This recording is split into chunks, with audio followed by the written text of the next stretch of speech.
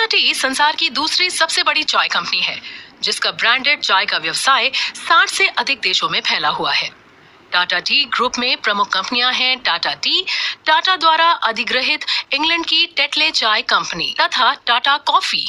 सन 1964 में इंग्लैंड की James and फिनले के साथ संयुक्त उपक्रम के रूप में स्थापित टाटा टी ग्रुप आज ब्रांडेड चाय, कॉफी तथा अन्य बेवरेज का व्यवसाय कर रही है।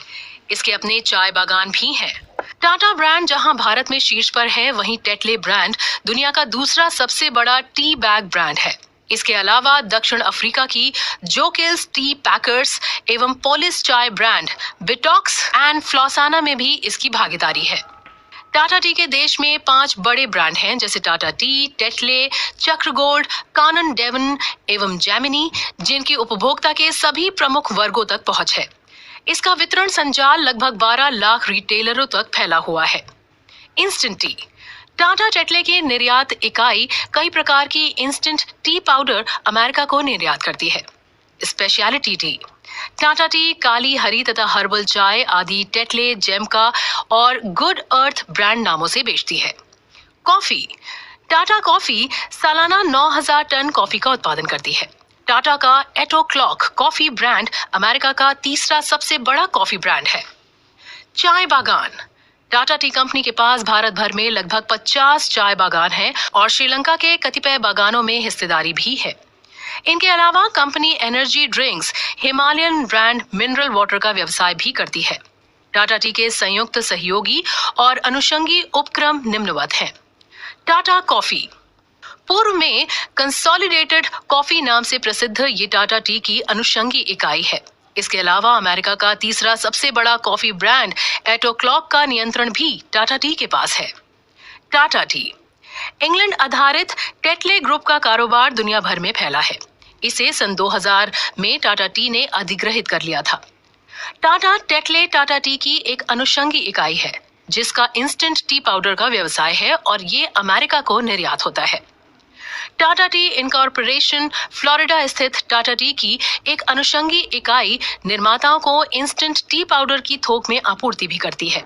इसके अलावा mount Everest mineral water company, जो हिमालयन ब्रांड मिनरल वाटर तैयार करती है, से भी टाटा टी जुड़ी है। श्रीलंका की वाटावाला प्लांटेशन में भी टाटा टी की हिस्सेदारी है। केरल में 18 बागानों के माध्यम से टाटा टी काली चाय का उत्पादन और विनिर्माण करती है। यहाँ ये कानन डेवन हिल्स प्लांटेशन कंपनी द्वारा ये कार्य करती है।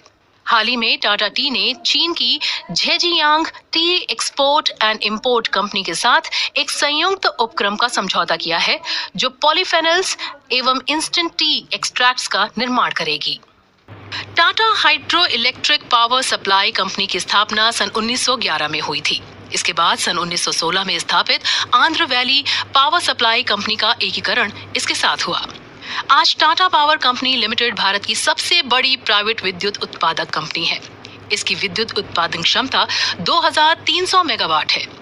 कुछ नई इकाइयों की स्थापना पर विचार जारी है और अगले कुछ वर्षों में इसकी उत्पादन क्षमता में उल्लेखनीय वृद्धि होने की संभावना है। टाटा पावर न केवल जल विद्युत बल्कि सौर और वायु ऊर्जा उत्पादन के क्षेत्र में भी कार्यरत है।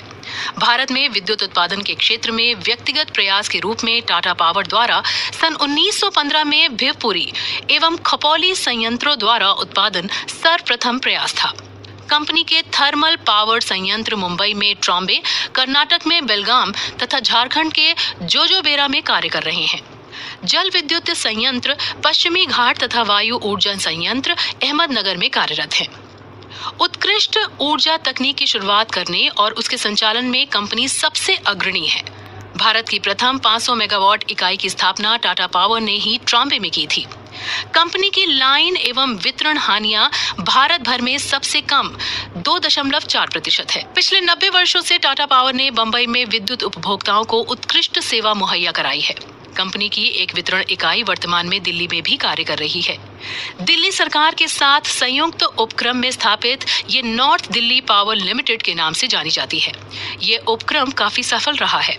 शुरुआत में दिल्ली सरकार और टाटा पावर के बीच ये समझौता 5 वर्ष का था, जिसकी सन 2005 में समीक्षा होनी थी। सूत्रों के अनुसार बाद में इसे अगले 4 वर्ष तक के लिए बढ़ा दिया गया।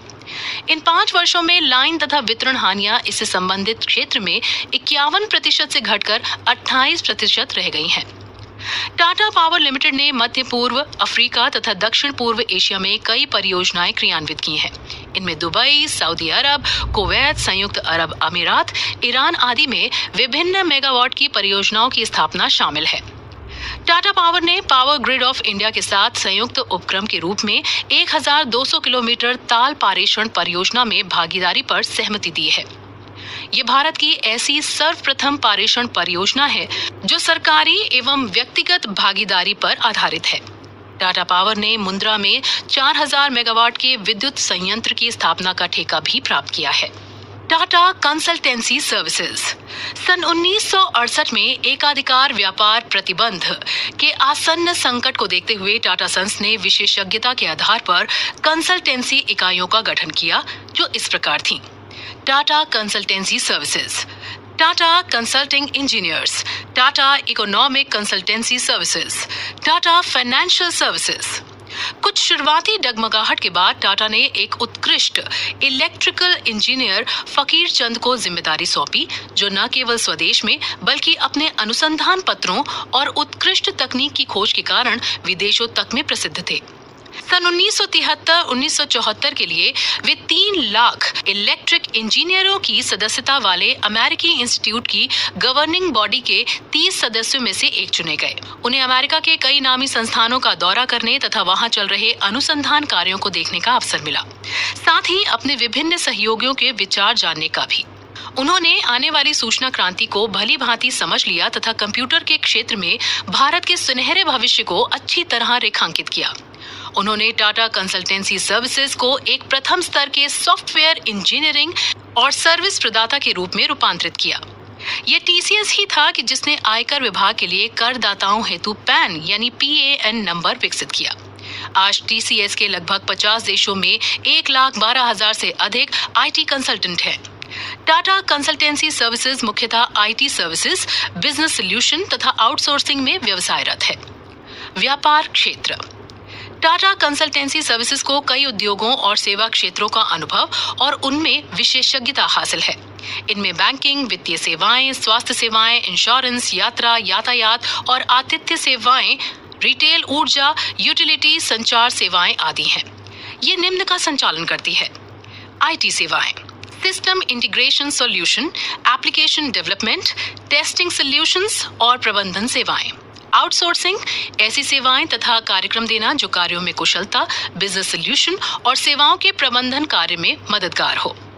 बिजनेस सॉल्यूशन, ऐसी रणनीति तथा हल उपलब्ध कराना जो ग्राहकों को उनके व्यवसाय प्रबंधन में आई चुनौती से निपटने में सहायक हो। सलाहकार सेवाएं, व्यवसाय के लक्ष्य तय करना, रणनीति का खाका तैयार करना, सुझावों का कार्यान्वयन तथा उनकी प्रभावकारिता का आकलन। इंजीनियरिंग और औद्योगिक सेवाएं, विनिर्माण क्षेत्रों जैसे automotive, aerospace, industrial machinery, utility और फार्मास्यूटिकल आदि में कंपनियों को सॉल्यूशन पेश करना ताकि वे इंजीनियरिंग उत्कृष्टता तथा प्रभावी संचालन प्राप्त कर सकें। IT infrastructure services, IT services, data centre का प्रबंध and user computing services, application management services, command centre services और प्रबंध सिक्योरिटी सर्विसेज मुहैया कराना। इनके अलावा भी TCS अन्य क्षेत्रों जैसे business process outsourcing, enterprise solutions, full services आदि सेवा क्षेत्रों में भी कार्यरत हैं। TCS इनोवेशन के क्षेत्र में भी पूरे जोर शोर से जुटी हुई है। इसके पास उन्नत तकनीक प्राप्त करने हेतु उत्कृष्ट प्रयोगशालाएं हैं जो नई तकनीक क्षेत्र में अनुसंधान, स्तरीय नए उत्पाद प्राप्त करने हेतु कार्यरत हैं।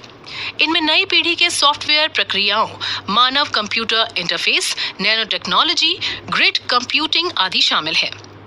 TCS के संयुक्त सहायक और अनुषंगी उपक्रम इस प्रकार है: प्रत्यक्ष अनुषंगी AP online, CH technologies, CMC, डिलीजेंटा, XGenX Canada incorporation, Tata America international corporation, TCS Asia Pacific, TCS Belgium SA, TCS ड्यूशलैंड GmbH, TCS France SA, TCS Netherland BV, TCS श्वेरिज AB, TCS Switzerland, Tata Infotech Singapore, Tata Infotech Deutschland GmbH, TCS FNS, TCS Ibro America SA, WTI Advanced Technology, अप्रत्यक्ष अनुषंगी, CMC America Incorporation, Swedish Indian IT Resources AB, Tata Information Technology, Tata Consultancy Services Solution Center S,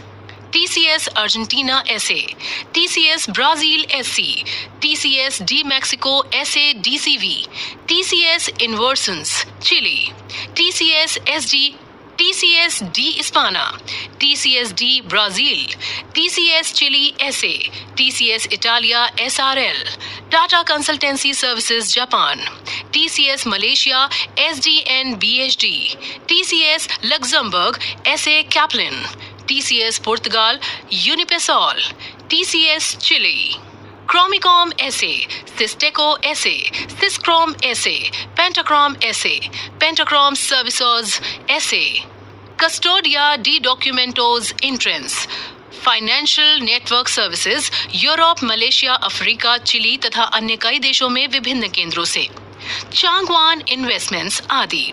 TCS का मुख्यालय मुंबई में है तथा दुनिया के लगभग 50 देशों में इसका व्यवसाय फैला हुआ है। तिरुवनंतपुरम में इसका एक प्रशिक्षण संस्थान तथा पुणे में data research development and design centre के नाम से एक अन्य संस्थान कार्यरत है। आर्थिक क्षेत्र में जारी मंदी का दौर तथा कमजोर वैश्विक औद्योगिक स्थिति के बावजूद सन 2009-2010 के प्रथम तिमाही हेतु जारी आंकड़ों के अनुसार कंपनी के शुद्ध मुनाफे में 19% की बढ़ोतरी दर्ज की गई। पिछले वर्ष इसी अवधि की तुलना में कंपनी के राजस्व में 12% का उछाल आया और ये 7,207 करोड़ रुपए हो गया। टेली सर्विसेज के प्रत्येक क्षेत्र में टाटा की सेवाएं जारी हैं, चाहे वे बेसिक टेलीफोन, सेल्युलर टेलीफोन या इंटरनेट या राष्ट्रीय और अंतर्राष्ट्रीय स्तर की लंबी दूरी की बातचीत हो। अंतर्राष्ट्रीय कॉल या विदेश संचार निगम लिमिटेड के द्वारा कार्यान्वित करता है, जिसका इसने अधिग्रहण किया है।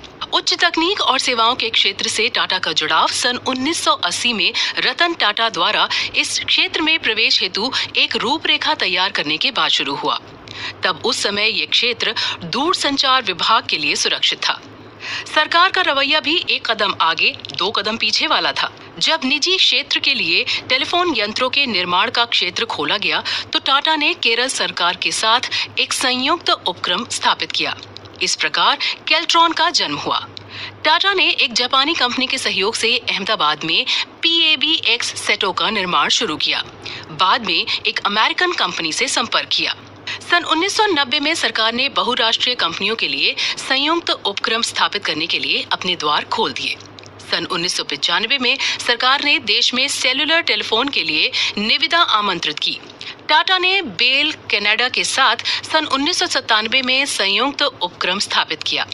सन 1999 में टाटा टेली सर्विसेज ने आंध्र प्रदेश में बेसिक टेलीकॉम सर्विसेज उपलब्ध कराने के लिए लाइसेंस प्राप्त किया। बाद में 5 अन्य टेलीकॉम सर्कल्स कर्नाटक, तमिलनाडु, दिल्ली, गुजरात, महाराष्ट्र में भी कार्य करने का लाइसेंस प्राप्त किया।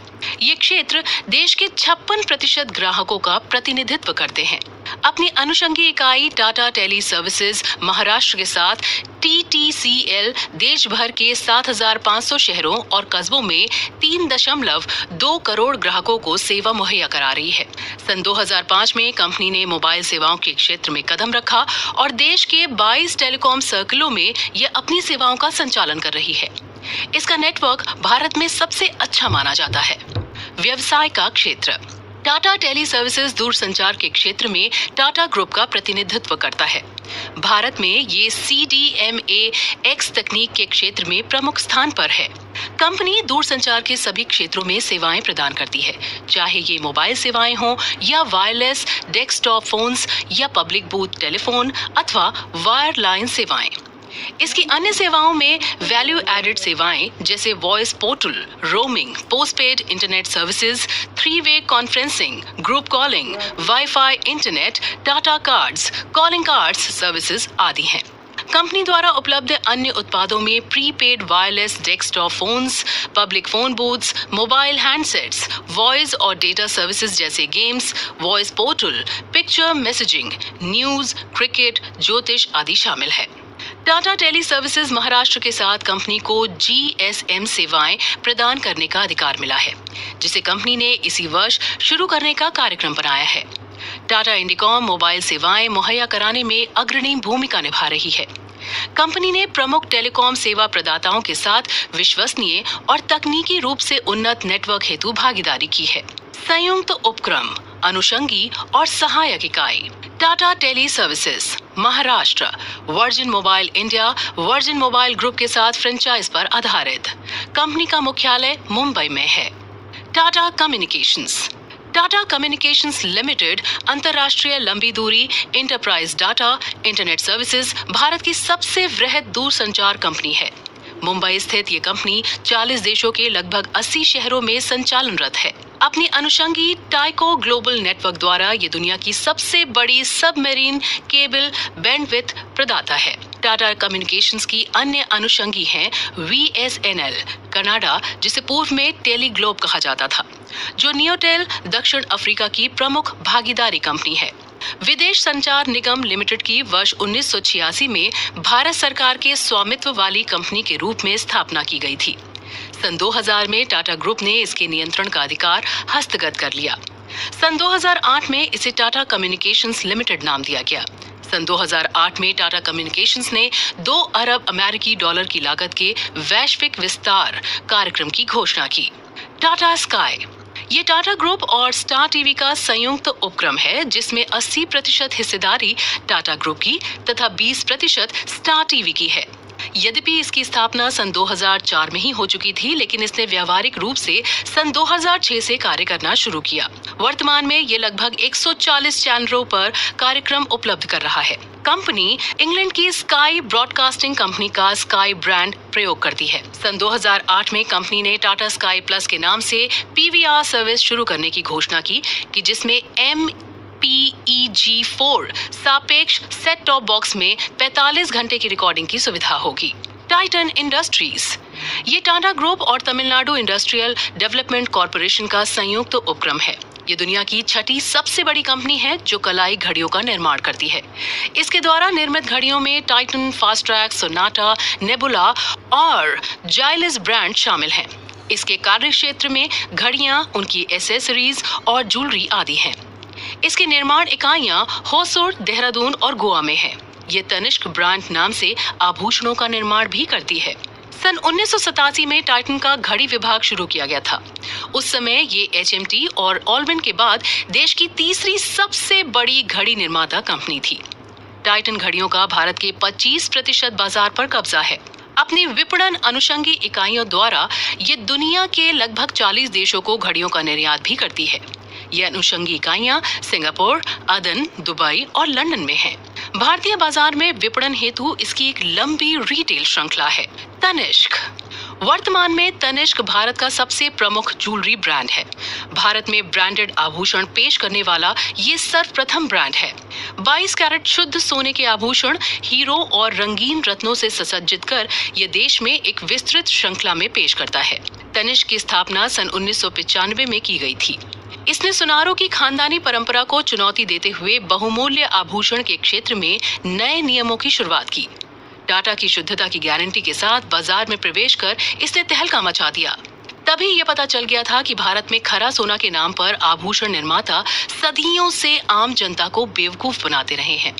व्यक्तिगत विश्वास पर आधारित शुद्धता को इसने तकनीक की कसौटी पर कसकर बड़े पैमाने पर व्याप्त भ्रष्टाचार से लोगों को परिचित कराया। ये तनिष्क ही है कि जिसने कैरेट मीटर जैसी उन्नत तकनीक का इस्तेमाल करके बिना सोने के आभूषण को हानि पहुंचाए सोने की शुद्धता परखने का साधन मुहैया कराया। भारत में आभूषण निर्माण कला के क्षेत्र में नए अनुसंधान का तनिष्क ने उत्पादन केंद्र तथा आधार स्रोत स्थापित किया। 1,35,000 वर्ग फीट क्षेत्र में फैली इसकी विशाल इकाई सभी आधुनिक मशीनों और यंत्रों से सुसज्जित है। तमिलनाडु के होसुर में स्थापित फैक्ट्री विभिन्न शैली के आभूषण बनाने वाले कारीगरों के कार्य को केंद्रीकृत करती है। एक तरफ वे कारीगर हैं जिनसे कम मेहनताने पर कार्य कराकर आभूषण निर्माताओं द्वारा उनका शोषण किया जाता है, जबकि तनिष्क के कारीगरों को कार्य करने की उत्कृष्ट स्थितियां और उचित वेतन तथा अन्य सुविधाएं प्राप्त हो रही हैं। यही कारण है कि आज तनिष्क काफी प्रगति पर है और कई शहरों में इसकी विपणन शाखाएं खुल गई हैं। Tata technologies. Tata technologies Tata group की वो कंपनी है जो ऑटोमोटिव इंडस्ट्री के क्षेत्र में कार्य करती है और इंजीनियरिंग और डिजाइन सॉल्यूशन उपलब्ध कराती है। सन 2005 में कंपनी ने यूरोप की इसी क्षेत्र में कार्यरत एक बड़ी कंपनी इंकैट का नियंत्रण अपने हाथ में लिया। टाटा टेक्नोलॉजीज लिमिटेड का मुख्यालय पुणे के पास स्थित है। अपने पूर्ण स्वामित्व वाली अनुषंगी इकाई जो कि डेट्रॉयट, डेनवर और लंदन में है के मार्फत कंपनी अमेरिका और यूरोप में अपने कार्य का संचालन करती है। कंपनी थाईलैंड में भी व्यवसाय कर रही है। वोल्टास लिमिटेड।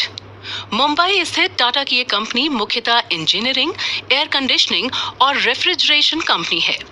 ये उद्योगों के एक बड़े क्षेत्र जैसे heating, air conditioning, refrigeration, ventilation, electromechanical project, machine tools, textile machinery, construction equipment, mining, water management आदि के क्षेत्र में कार्यरत है।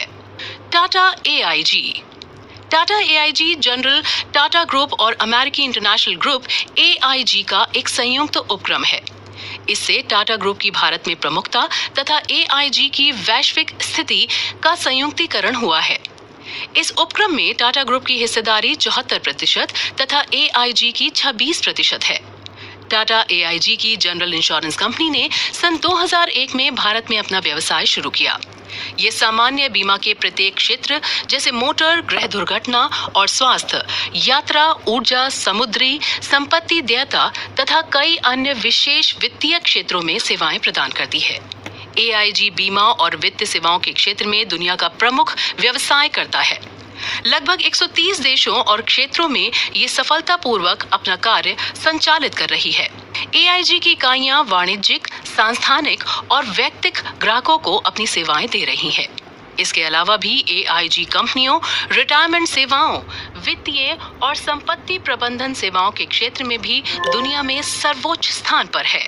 AIG न्यूयॉर्क, पेरिस, टोक्यो तथा स्विट्जरलैंड स्टॉक एक्सचेंज में सूचीबद्ध है। The Taj Group. जमशेदजी टाटा के मन में 4 मुख्य योजनाएं थीं जिन्हें वे अपने जीवन काल में पूरी करना चाहते थे। वे थीं स्टील, हाइड्रो इलेक्ट्रिक पावर, एक रिसर्च यूनिवर्सिटी तथा एक ऐसा होटल जिसके मुकाबले में एशिया में दूसरा होटल ना हो। वे बंबई में एक ऐसा होटल बनाना चाहते थे जो दुनिया के उत्कृष्ट होटल के स्तर का हो। उनके जीवन काल में उनकी एक यही तमन्ना पूरी हो पाई जब सन 1903 में शानदार ताजमहल होटल का बंबई में उद्घाटन हुआ। ताज आज आव भगत का पर्याय बन चुका है। ग्राहक संतुष्टिकरण के मामले में ताज दुनिया में सर्वोत्तम है। ताज ग्रुप ने अपने कर्मचारियों के उत्कृष्ट प्रशिक्षण के लिए प्रशिक्षण केंद्र खोले हैं। कुआलालंपुर में संपन्न वर्ल्ड ट्रैवल सेरेमनी में ताजमहल होटल मुंबई को दुनिया के सभी ट्रैवल एजेंटों ने एक स्वर से एशिया प्रशांत क्षेत्र का सबसे अच्छा होटल घोषित किया। केरल में ताज ने ग्रीन टूरिज्म के नाम से एक परियोजना शुरू की है कि जहां ताज ग्रुप के 5 होटलों में विशेषज्ञ आयुर्वेदिक उपचार उपलब्ध है। सन 1903 में अपने उद्घाटन के समय से ही ताजमहल पैलेस और टावर मुंबई ने एक इतिहास बनाया है। यहाँ अनेक महाराजाओं, राजकुमारों, राष्ट्रपतियों तथा अन्य प्रमुख हस्तियों ने ताज का आतिथ्य ग्रहण किया है। ताज वास्तु का भी एक उत्कृष्ट नमूना है जो अरब सागर और गेटवे ऑफ इंडिया का मनमोहक दृश्य कराता है। इसमें विदेशी शिल्प और तकनीकों के साथ भारतीय शिल्प तथा कलाकृतियों का भरपूर उपयोग हुआ है। सन 1970 में अतिरिक्त निर्माण के फलस्वरूप होटल में कमरों की संख्या दुगनी हो गई।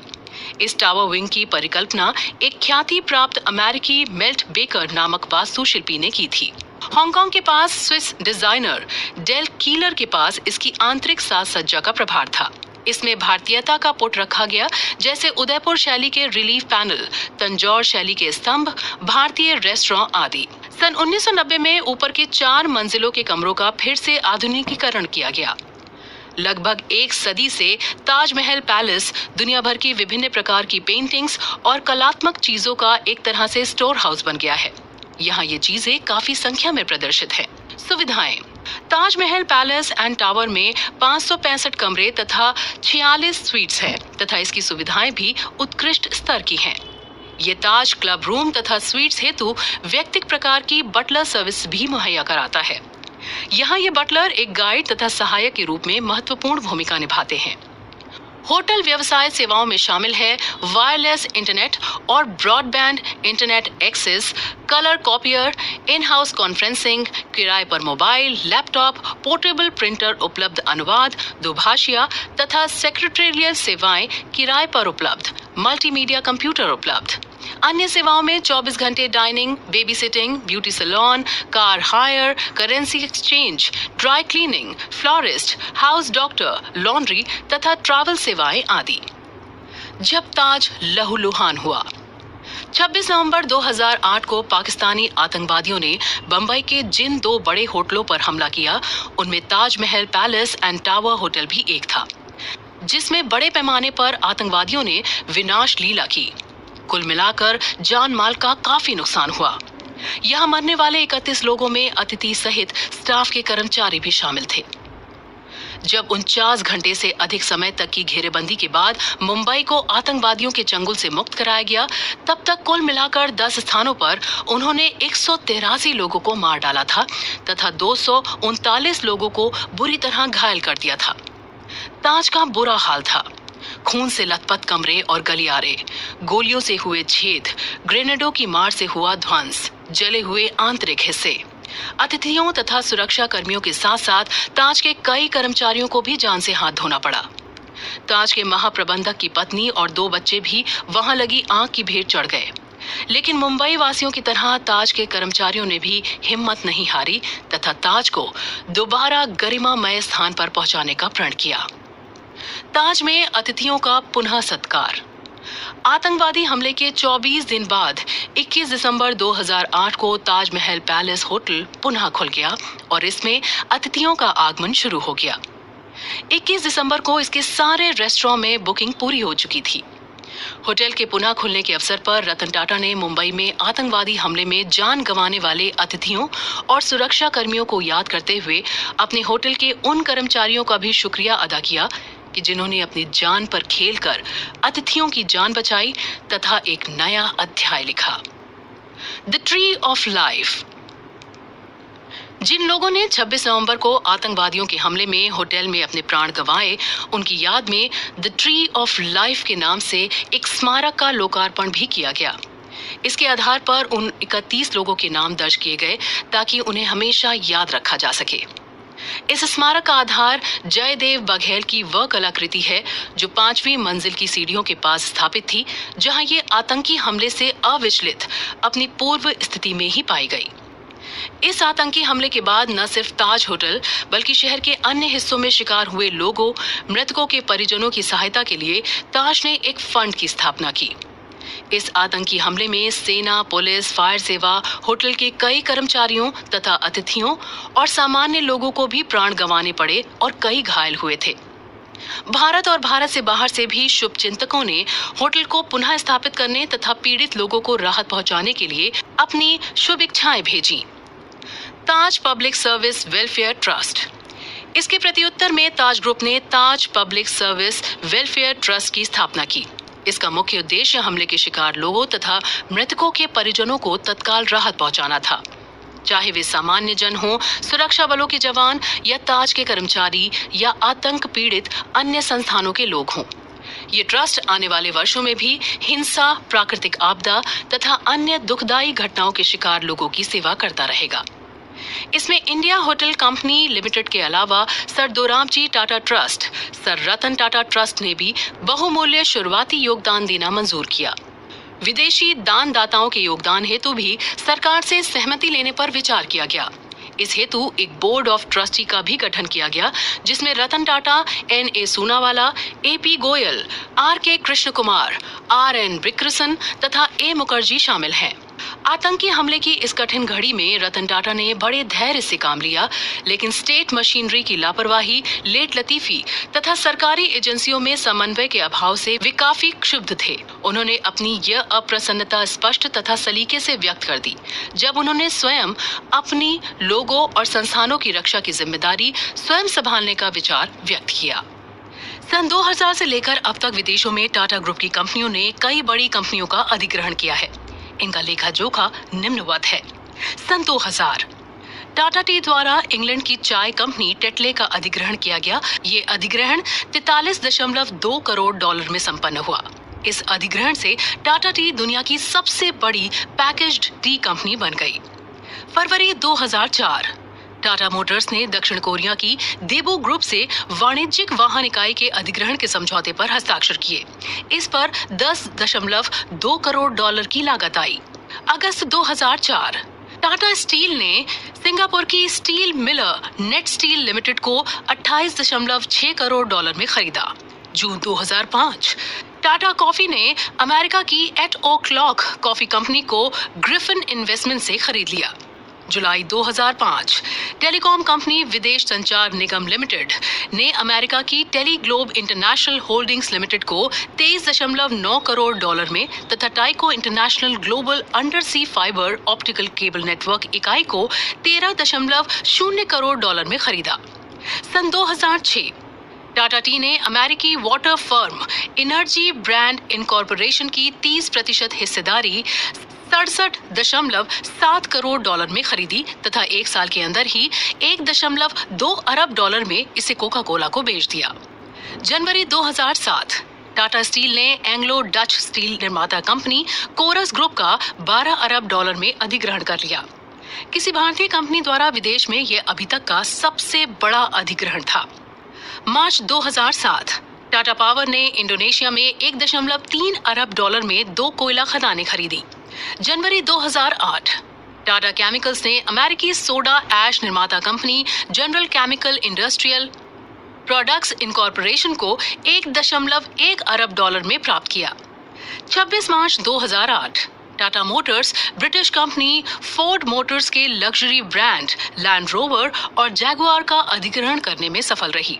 ये सौदा 2.3 अरब अमेरिकी डॉलर में संपन्न हुआ। इसके अलावा हाल के दिनों में टाटा एडवांस सिस्टम्स ने अमेरिका की एक हेलीकॉप्टर निर्माता कंपनी सिकोरस्की के साथ हेलीकॉप्टर बनाने का समझौता किया है। इसके अधीन 19 सीटों वाले S-92 हेलीकॉप्टरों का निर्माण किया जाएगा। यह समझौता 35 करोड़ डॉलर में संपन्न हुआ। हेलीकॉप्टर सन 2010 से डिलीवरी हेतु उपलब्ध हैं। कुछ महत्वपूर्ण उपलब्धियां। रतन टाटा में प्रबंधन की अद्भुत क्षमता है। वे समय की नजाकत पहचानते हैं तथा तदनुसार ही फैसला करते हैं। उन्हें असफलताएं भी झेलनी पड़ी, लेकिन वे हिम्मत नहीं हारे। असफलताओं से उन्होंने सफलता की सीढ़ियां चढ़ने का मंत्र सीखा। सन 2001 में रतन टाटा ने 40.7 करोड़ डॉलर की धनराशि से इंग्लैंड की टेटले चाय कंपनी का अधिग्रहण किया। इतनी बड़ी धनराशि से किसी भारतीय कंपनी द्वारा कोई अधिग्रहण किए जाने का ये पहला मामला था। स्टील कंपनी कोरस का अधिग्रहण। सन 1999 में जब ब्रिटिश स्टील का अपने प्रतिद्वंदी Dutch steel company Hoogovens में विलय हुआ तो कोरस का उदय हुआ। कोरस में 47,300 कर्मचारी कार्यरत थे, जिनमें 24,000 ब्रिटेन में इसके विभिन्न स्थलों पोर्ट टालबोट, स्कंथोर्पे और रोदरहम में कार्यरत थे। पिछले कुछ समय से कच्चे माल की कीमतों में वृद्धि और ऊर्जा खर्च में ब्रिटेन एवं नीदरलैंड दोनों जगह उछाल आने से इसके लाभ में उल्लेखनीय कमी आ गई थी। अतः ये एक ऐसे संस्थान से जुड़ने को बाध्य हो गई थी जिसका उत्पादन खर्च कम हो। जब कोरस स्टील प्लांट की बिक्री निश्चित हो गई तो स्टील क्षेत्र की बड़ी कंपनियां मैदान में आईं। रतन टाटा की टाटा स्टील भी इनमें से एक थी, लेकिन तब इसे कोई दमदार खरीदार नहीं माना जा रहा था। तमाम तरह के विचार हवा में थे। पहला तो यही था कि रतन टाटा कोई गंभीर दावेदार नहीं है। दूसरा ये कि कोरस खरीद उनके लिए एक घाटे का सौदा सिद्ध होगा। लेकिन रतन टाटा उस समय चुप रहे। उन्होंने खूब सोच समझकर अपना मन बना लिया था कि उन्हें क्या करना है। एक बार कुछ करने का निर्णय कर लेने के बाद पीछे हटना उनके स्वभाव में ही नहीं था, चाहे कैसी भी चुनौती सामने आए। इस मामले में भी यही हुआ। कोरस अधिग्रहण में उन्हें ब्राजील की फर्म CSN से भारी चुनौती मिली। कोरस और CSN के बीच सौदा होने से दुनिया की 5वीं सबसे बड़ी स्टील कंपनी का जन्म होता, जिसका वार्षिक उत्पादन 2.4 करोड़ टन होता। इससे कोरस की पहुंच कम कीमत और उच्च गुणवत्ता के कच्चे लोहे तक हो जाती, जो CSN की कासा टी पेट्रा खदान में उपलब्ध था। इसके साथ ही उसकी पहुंच दक्षिण अमेरिका के तेजी से उभरते बाजारों तक भी हो जाती। यह सौदा चाहे टाटा से होता या CSN से, दोनों स्थितियों में नई कंपनी दुनिया की 5वीं सबसे बड़ी स्टील उत्पादक बनती तथा ब्रिटिश स्टील कंपनी कोरस बनने के 1 दशक बाद ही विदेशी स्वामित्व में चली जाती। टाटा ग्रुप इस अधिग्रहण आंदोलन में प्रति शेयर 455 पेंस के प्रस्ताव के साथ कूदी। इसके अधिग्रहण हेतु ब्राजील की CSN के साथ ही रूस की सेवस्टॉल भी इच्छुक थी। कोरस बोर्ड ने इसकी बोली 4.3 अरब पाउंड लगाई थी।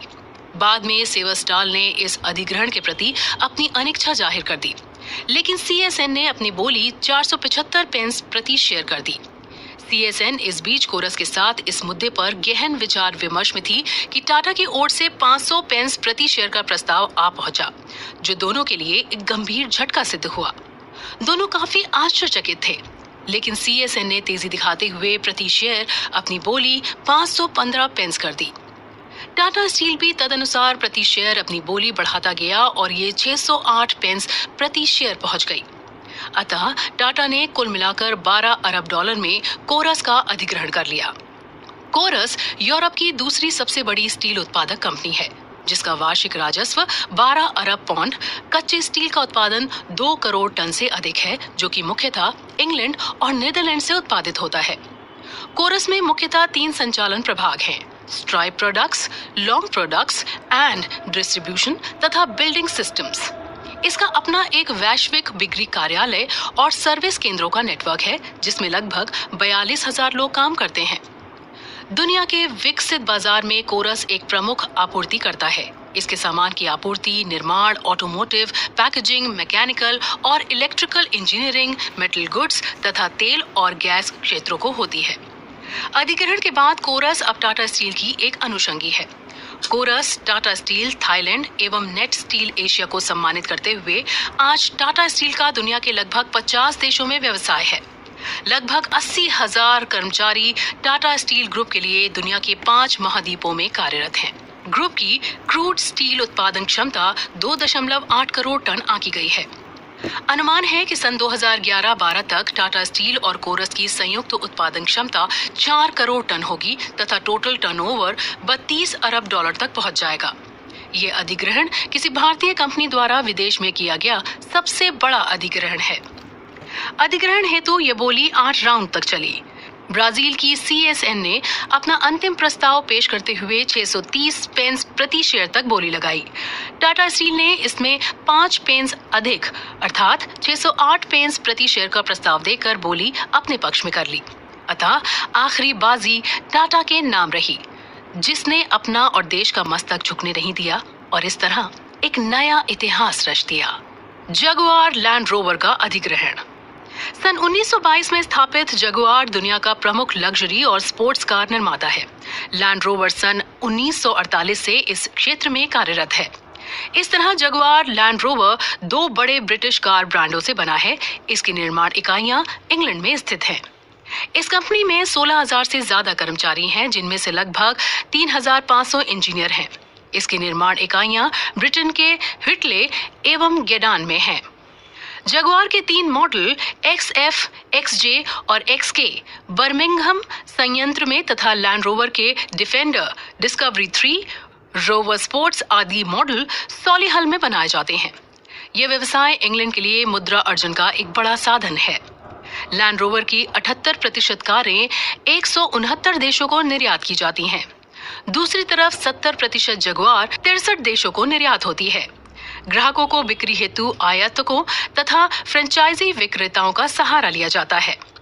26 मार्च 2008 को टाटा मोटर्स ने फोर्ड मोटर कंपनी से उसका जगुआर लैंड रोवर का व्यवसाय 2.3 अरब अमेरिकी डॉलर में खरीद लिया। इन नामी ब्रांडों को खरीदने के लिए दुनिया की अनेक कंपनियां प्रयासरत थीं, लेकिन सफलता रतन टाटा को ही मिली। अधिग्रहण के बाद हस्तांतरण समारोह में गेडान स्थित जगुआर लैंड रोवर के मुख्यालय में रतन टाटा स्वयं उपस्थित थे। अधिग्रहित कंपनी की ओर से उनके प्रमुख अधिकारी उपस्थित थे। इस अवसर पर रतन टाटा ने कहा कि टाटा मोटर्स के लिए ये एक यादगार क्षण है। जगुआर और लैंड रोवर 2 बड़े ब्रिटिश ब्रांड हैं, जिनका एक वैश्विक बाजार है और इसमें विकास हेतु पर्याप्त क्षमता है। हमारा जगुआर लैंड रोवर टीम को पूरा समर्थन रहेगा। कंपनी की अपनी व्यक्तिगत पहचान बनी रहेगी। इस प्रकार ये अपने पूर्व लक्षित व्यावसायिक उद्देश्यों के अनुरूप कार्य करती रहेगी। खरीद व्यवस्था में सभी बौद्धिक संपदा अधिकार का रॉयल्टी रहित निरंतर स्वामित्व, निर्माण संयंत्र, इंग्लैंड के 2 डिजाइन केंद्र तथा नेशनल सेल्स कंपनीज का वैश्विक नेटवर्क का स्वामित्व जगुआर लैंड रोवर को दिया गया।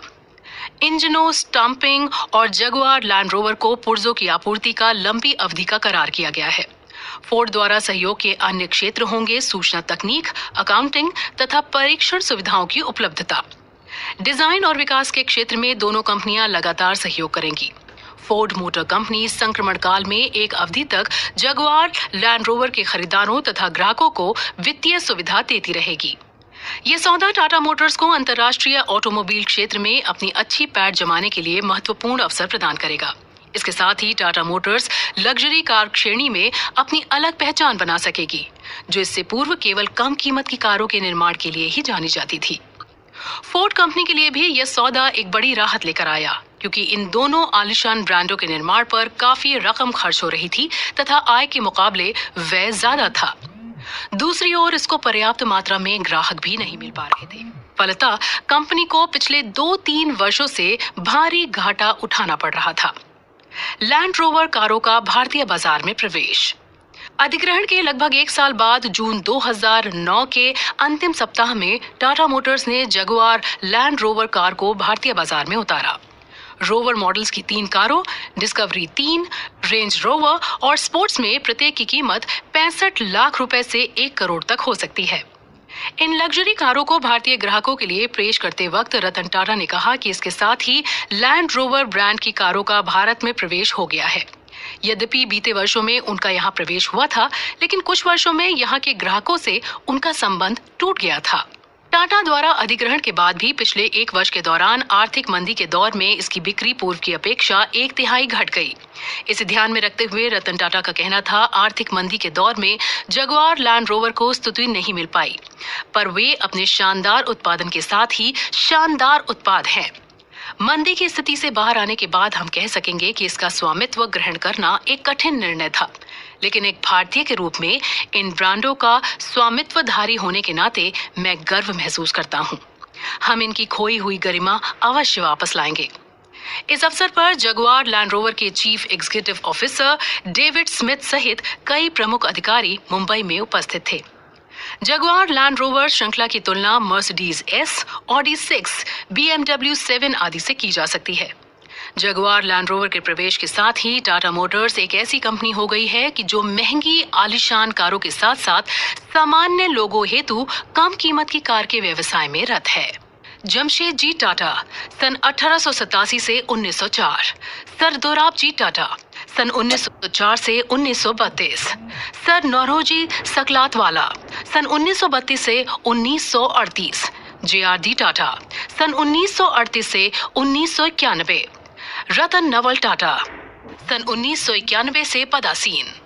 स्थापना सन 1868 टाटा सन्स जमशेदजी टाटा द्वारा स्थापित। प्रमोटर कंपनीज टाटा सन्स एवं टाटा इंडस्ट्रीज। मुख्यालय बॉम्बे हाउस 24 होमी मोदी स्ट्रीट मुंबई। व्यवसायिक क्षेत्र मटेरियल, इंजीनियरिंग, एनर्जी, केमिकल्स एवं consumer products, information systems and communications. Group का राजस्व 62.5 अरब डॉलर। स्रोत वर्ष 2007-2008। लाभ 5.4 अरब डॉलर। शेयरधारकों की संख्या 32 लाख से अधिक। कंपनियों की संख्या 96 संचालनरत कंपनियां। कर्मचारियों की संख्या 3,50,000 कर्मचारी। अंतर्राष्ट्रीय स्थिति दुनिया के लगभग 80 देशों में व्यवसाय। अंतर्राष्ट्रीय राजस्व 38.3 अरब डॉलर। ग्रुप के कुल राजस्व का 61%। बंबई स्टॉक एक्सचेंज में सूचीबद्ध कंपनियां 27 कंपनियां। न्यूयॉर्क स्टॉक एक्सचेंज में सूचीबद्ध 2 टाटा मोटर्स और टाटा कम्युनिकेशंस। प्रबंधन board Ratan Naval Tata, chairman Tata sons. Group corporate centre के सदस्य NA Soonawala, vice chairman Tata sons. JJ Irani, director Tata sons, R K Krishna Kumar, director Tata sons, R Gopal Krishnan, executive director Tata sons, Ishrat Hussain, finance एवं executive director Tata sons, Kishor Chokar, managing director Tata industries, Cornell university, सदस्य दक्षिण Africa international investment council, सदस्य New York stock exchange में Asia Pacific advisory committee, अध्यक्ष भारतीय विज्ञान संस्थान कोट बेंगलोर, सचिव प्रबंध समिति Tata institute of fundamental research Mumbai, सदस्य global business council of HIV, Bharat में एड्स के प्रति जागरूकता पैदा करने संबंधी कार्यों के लिए। इसके साथ ही वे कई अन्य राष्ट्रीय और अंतर्राष्ट्रीय संगठनों से जुड़े हुए हैं। जमशेद जी और उनके पुत्रों ने देश के औद्योगिकरण के दौरान जो धन अर्जित किया, वो उन्होंने अपने आराम और विलासिता पर खर्च नहीं किया। इस धन का अधिकांश हिस्सा उन्होंने ट्रस्टों में लोगों के कल्याण हेतु रख दिया, ताकि उसका उपयोग सिर्फ उन्हीं की भलाई के कार्यों हेतु किया जा सके। अपने लिए धन अर्जित करना और दूसरों के लिए अर्जित करना दोनों ही विपरीत ध्रुव हैं। लेकिन यहाँ जिक्र उस व्यवसायिक घराने का है कि जिसने तमाम संघर्ष, परेशानियां और खतरे मोल लेकर अपने देश के लिए धन अर्जित किया तथा उसे विविध तरीकों से देशवासियों की सेवा में खर्च करने के लिए तमाम ट्रस्टों का गठन किया और उन्हें कुशलता पूर्वक संचालित किया है। जमशेद जी के लोक कल्याणकारी कार्य। जमशेद जी टाटा ने सन 1870 के मध्य भारत में एक वस्त्र कारखाने की स्थापना से जिस ग्रुप की शुरुआत की थी, आज वो देश विदेश में विख्यात है। जमशेद जी की सोच और दूरदर्शिता से देश में वस्त्र उद्योग के साथ ही स्टील तथा ऊर्जा उद्योगों की कल्पना साकार हुई। उन्होंने तकनीकी शिक्षा की नींव डाली, लोक कल्याणकारी कार्यों की शुरुआत की और इस तरह भारत को 21वीं सदी के द्वार तक पहुंचाने का मार्ग प्रशस्त किया। जमशेद जी की मृत्यु के बाद उनके बड़े पुत्र सर दोराबजी टाटा ने टाटा ग्रुप का कार्यभार संभाला और अपने छोटे भाई सर रतन टाटा, चचेरे रिश्तेदार RD टाटा तथा अन्य की सहायता से जमशेद जी के सपनों को साकार रूप दिया। ट्रस्टीशिप की भावना जमशेद जी और उनके पुत्रों के व्यवसाय का एक प्रकार से सह उत्पादन है, जिसके माध्यम से उन्हें देश की जरूरतों को पूरा करना था। उनकी विस्तृत वैचारिक सोच ने उन्हें अपने व्यावसायिक हितों से परे जाकर कुछ करने का विचार तथा उसे मूर्त रूप देने का संकल्प दिया।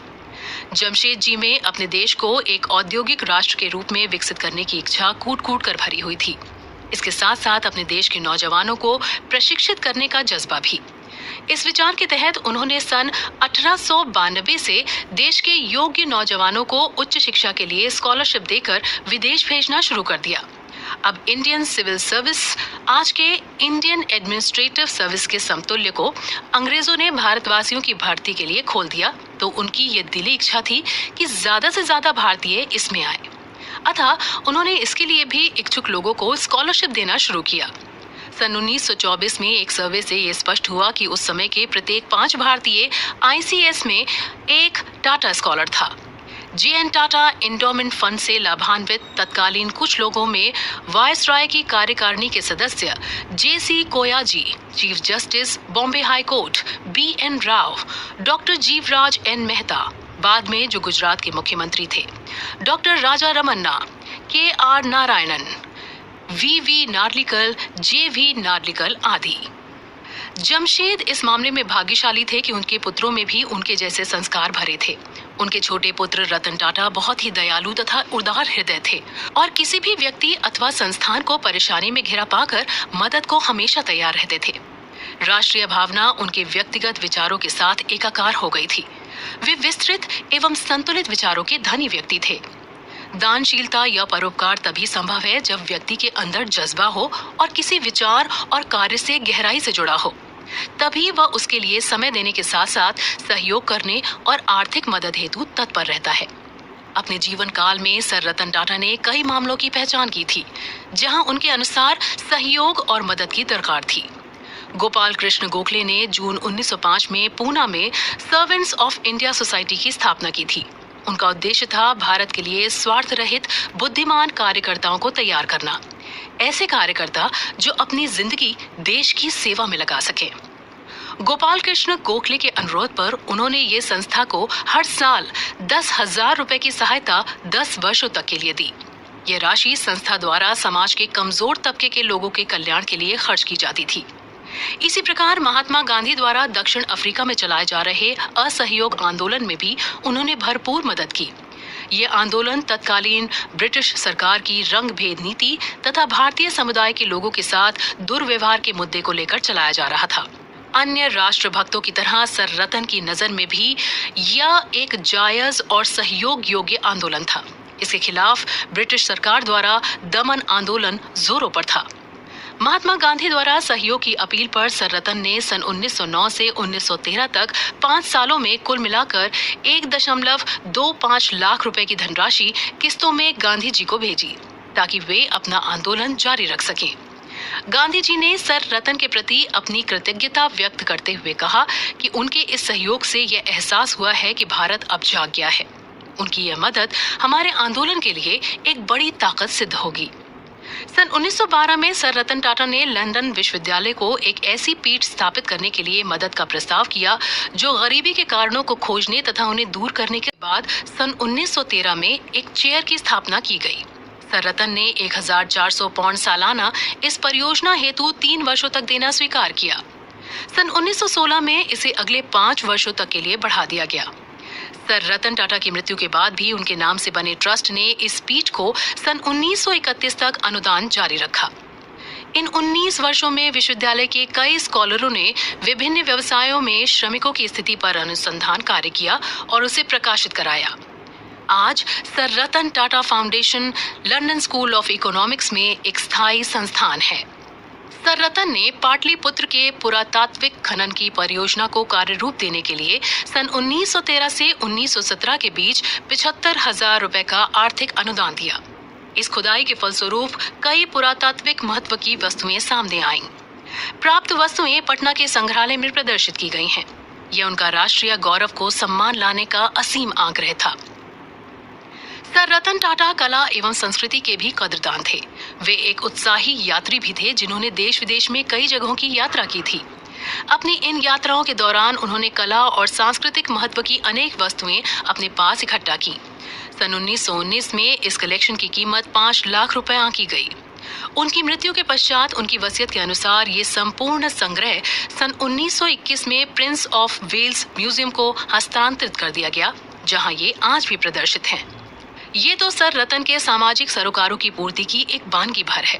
अपने जीवन काल में उन्होंने परोपकार के अनेक कार्य किए। इनमें बाढ़, अकाल, अग्निकांड, भूकंप आदि आपदाओं के पीड़ितों को मदद तथा अस्पतालों, स्मारकों, स्कूलों और अन्य कई सामाजिक उपयोग के संस्थानों आदि को समय समय पर सहायता शामिल है।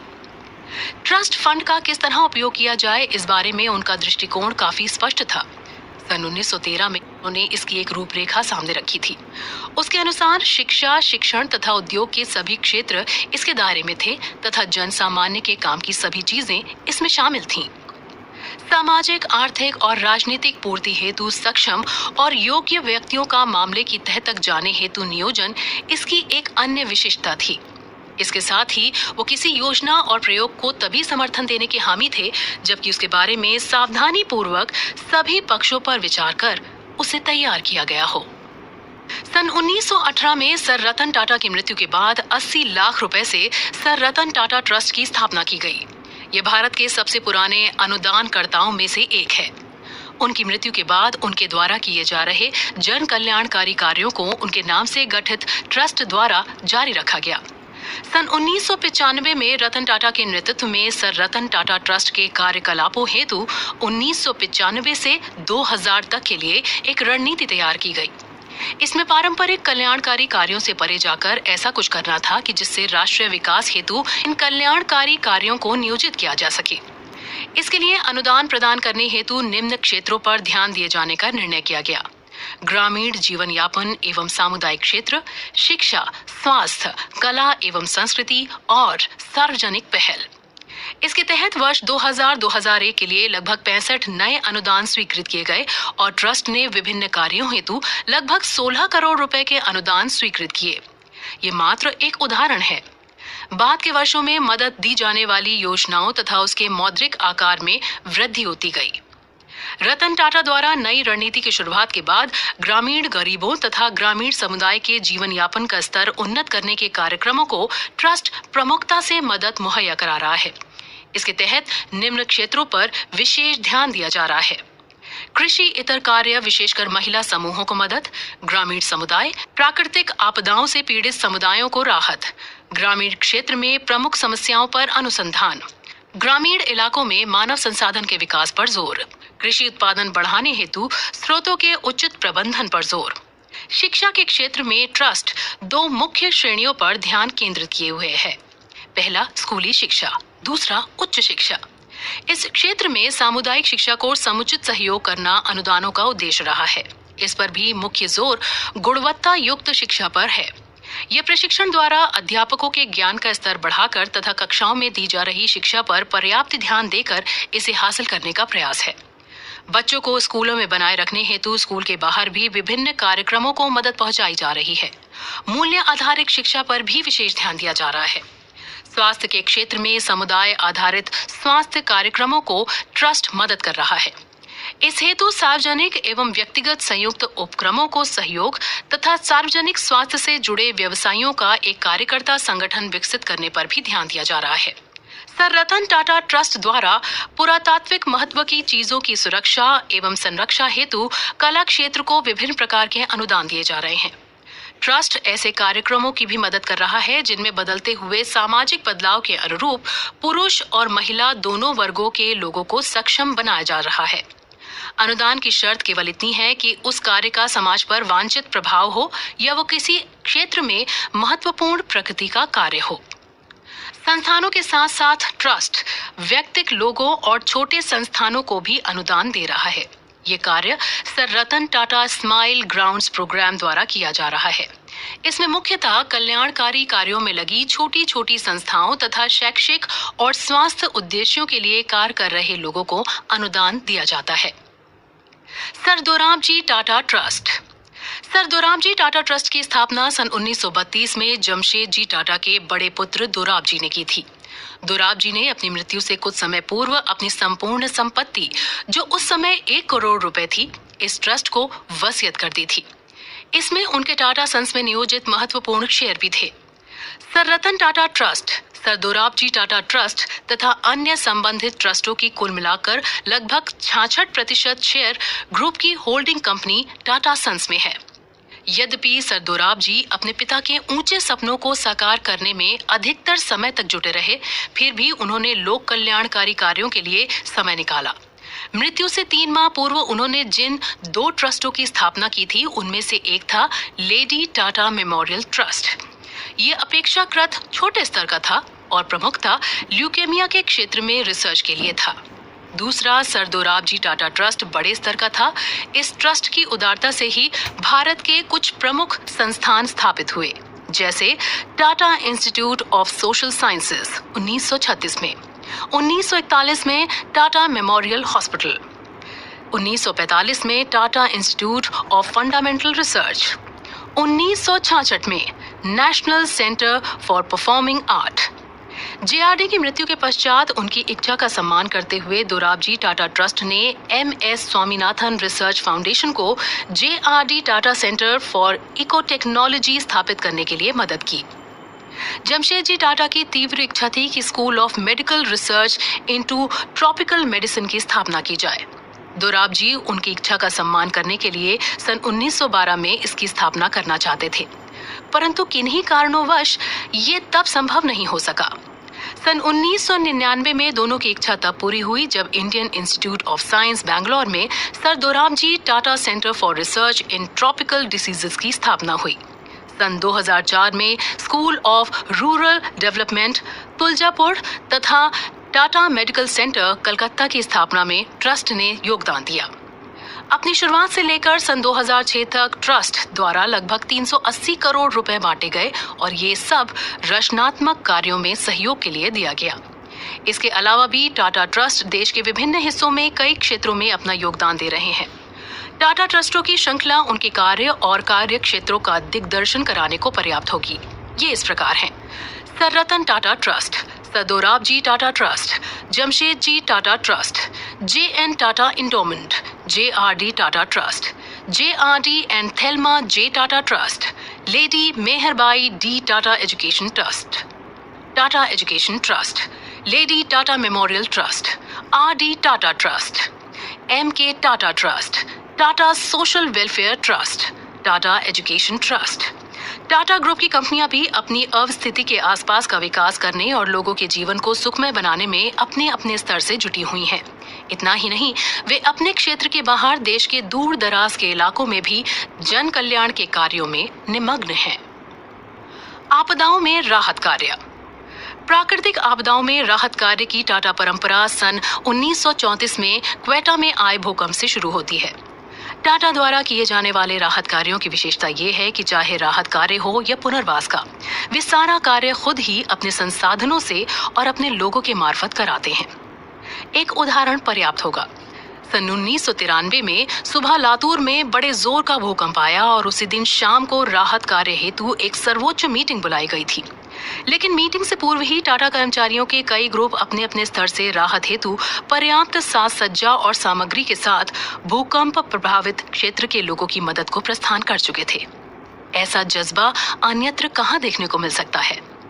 अन्य कर्मचारियों ने रक्तदान करके पीड़ितों हेतु भेजा।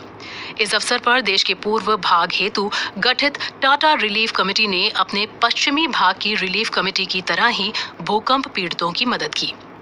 पश्चिमी क्षेत्र की राहत समिति ने राहत और पुनर्वास की अनेक योजनाएं अपने हाथ में ली और उन्हें पूरा किया। इनमें रहने के लिए रिहाइश का निर्माण, स्कूलों की स्थापना और स्वास्थ्य केंद्रों की स्थापना मुख्य है। सर दोराबजी टाटा ट्रस्ट ने जल सुविधाओं की स्थापना तथा कृषि और पशुओं की स्थिति में सुधार का कार्य अपने हाथ में लिया। अपने टाटा रिलीफ कमेटी के राहत और पुनर्वास डिवीजन के मार्फत रतन टाटा ने कच्छ के भूकंप प्रभावित रापड़ तालुका में 22 स्कूलों का निर्माण करके गुजरात सरकार को प्रदान किया।